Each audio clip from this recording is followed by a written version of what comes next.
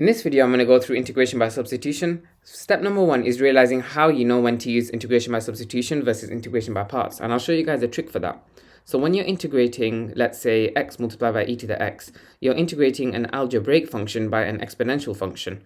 Whenever you are multiplying two different types of functions, you want to use integration by parts. However, if you're multiplying two of the same types of functions, and you're integrating wherever that is, then that's where you use integration by substitution. Here we see it's the same type of function because it's an algebraic function multiplied by another algebraic function. So here is where we use integration by substitution. Now, how do we know what to use? Sorry, there's supposed to be a cubed here, by the way. I apologize for that. Otherwise, you couldn't just expand it out and then integrate. But yeah, how do we know what to use as our substitution? Well, almost always, either it's given to you in the question or it tends to be what's inside the bracket. And in this case, we can replace the bracket with a singular letter. Let's say x squared minus 5. Our goal now in the whole question is to replace everything else in this integral, so it's in terms of u. We can now replace the bracket because we've introduced something that allows us to. If we find du dx, we might be able to replace x and dx. So let's do that. Du dx is equal to the differential of x squared minus 5, which is just 2x. We can then multiply both sides by dx to get du is equal to 2x dx. However, we want to replace x dx, not 2x dx.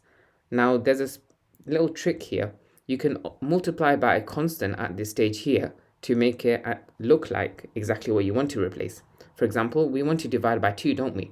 So you can say we can multiply both sides by a half, because 2 times a half is 1, so you're left with x dx on the right hand side. And then you can say that the left hand side becomes a half du. That's useful because it means that you can replace x dx with a half du. So this whole expression now becomes half of the integral of what's inside the bracket, u cubed du. Now that's a lot easier to integrate, isn't it?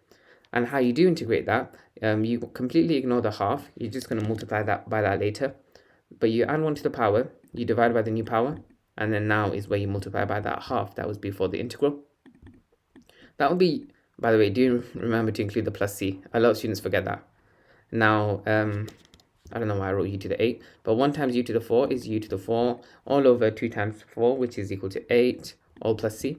And then as your final step, you want to replace u with this function of x. So we can write it as x squared minus 5 all to the power of 4 divided by 8 plus c. And that's everything for this question. Hopefully it helped, and hopefully this little method helped you understand whether to use substitution or parts. Be sure to like the video if it did help and subscribe. I'd appreciate it a lot. Thanks for watching. I hope this video helped. If you have any tutoring inquiries, be sure to visit my website www.excellineducation.co.uk. It's on the first link in the description too.